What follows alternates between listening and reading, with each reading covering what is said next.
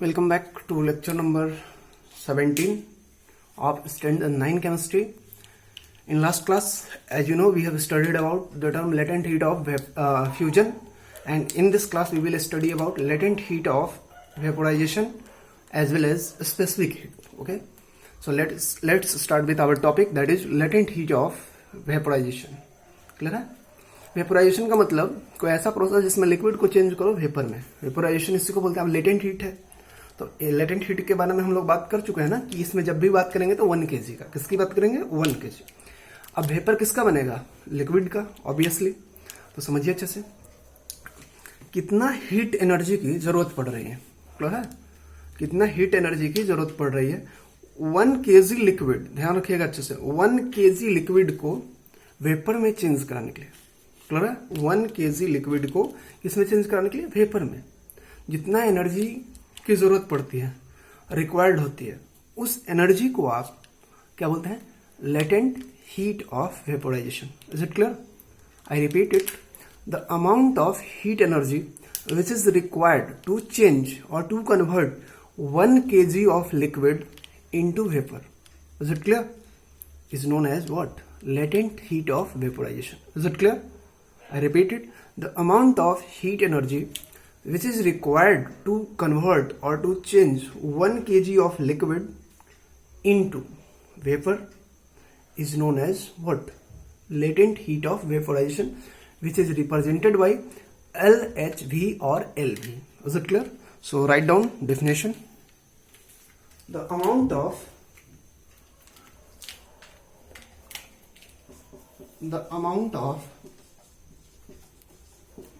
of heat energy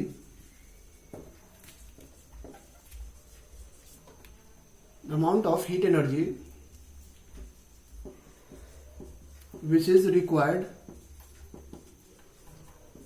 to change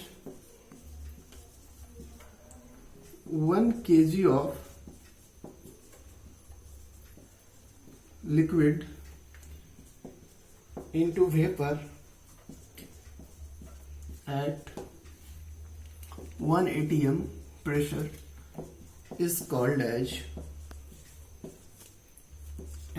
latent heat of vaporization or LHV or LV.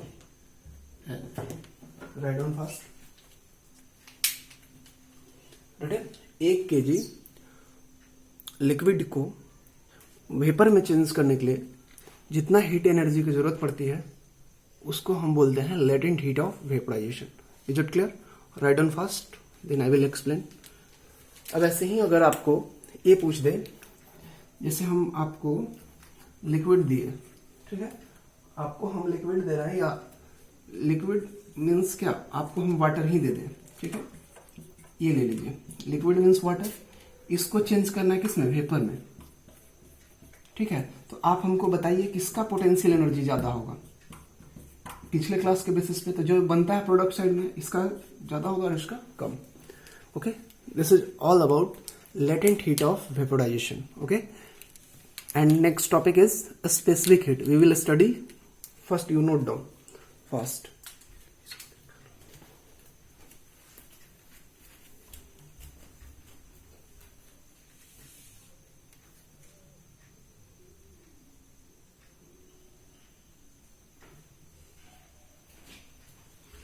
Written?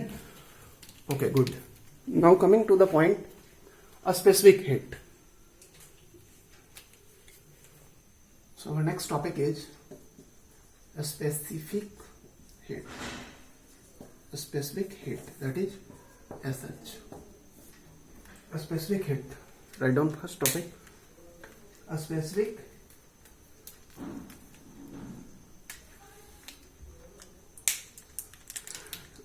What is the meaning of specific heat. हमने आपको पहले मास के basis पे समझा चुके हैं कि इसमें 1 ग्राम लेना है. कितना हीट एनर्जी, क्लियर है, की जरूरत पड़ रही है, कितना हीट एनर्जी की जरूरत पड़ रही है किसी 1 ग्राम सब्सटेंस का टेम्परेचर 1 डिग्री सी से रेज करने के लिए. मतलब समझिए 1 ग्राम सब्सटेंस का 1 डिग्री से टेम्परेचर बढ़ाने के लिए, क्लियर है, जितना हीट एनर्जी की जरूरत पड़ती है उसी एनर्जी को बोलते हैं specific heat. I repeat it, the amount of heat energy required to raise the temperature of 1 gram of substance by 1 degree C is known as specific heat. फिर से समझिए, 1 ग्राम सब्सटेंस का टेम्परेचर 1 डिग्री सी से बढ़ाने के लिए जितना heat energy हम उसको देते हैं या उसको जरूरत पड़ती है उसी को बोलते हैं specific heat. Is it clear? Write down definition. The amount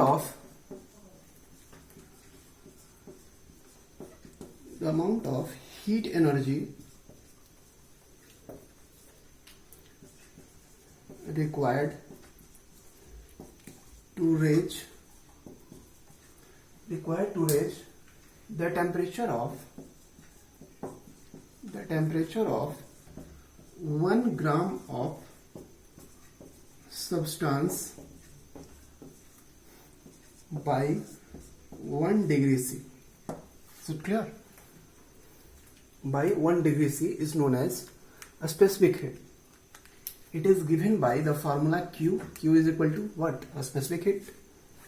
Q is equal to M. Clear है? Q is equal to M S dt.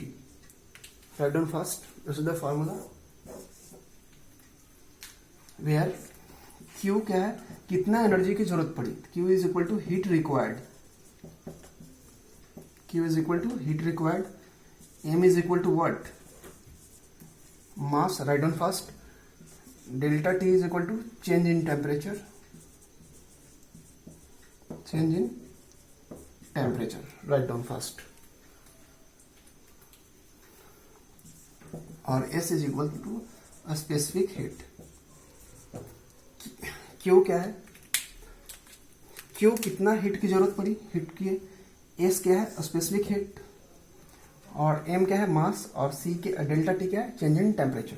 Q is equal to heat required. इसी को कभी कभी बुक में फॉर्मूला लिखता है, Q is equal to MC delta T। Is it clear? Where C is equal to a specific heat.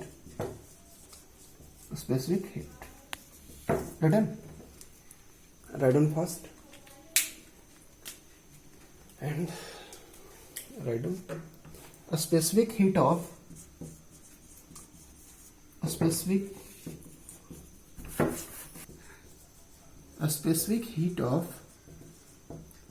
ice. अब जानते हैं कितना होता है? A specific heat of ice is equal to 2100 joule per kg per Kelvin. Okay. You note down, ये important point है. That's all about a specific heat and latent heat. Is it clear? अब related question NCERT में तो नहीं है, लेकिन आप फिर भी सर्च करके सॉल्व करेंगे और हम आपको PDF में या वर्ड फॉर्म में अवेलेबल कराएंगे। आप इसको समझिए बात को अच्छे से। स्पेसिफिक हीट है क्या? 1 डिग्री C से टेम्परेचर बढ़ाने के लिए, 1 डिग्री C से टेम्परेचर बढ़ाने के लिए जितना हीट की जरूरत पड़ती है 1 ग्राम सब्सटेंस को, उसको बोलते हैं स्पेसिफिक हीट। और इसके जस्ट आते थे लेटेंट हीट पे, तो वहां 1 kg की बात करते थे। क्लियर है? इसमें हमने आपको फॉर्मूला बताया Q is equal to heat required, M mass, S is equal to specific heat, delta T is equal to change in temperature. इसी को कभी कभी C के फॉर्म में देता है, तो C वही चीज है स्पेसिफिक हीट। क्लियर है? और specific heat of ice is equal to 2100 gram joule पर KG. Is it clear? Thank you for watching. Okay, and in next class we will study about temperature scale. Okay, bye bye.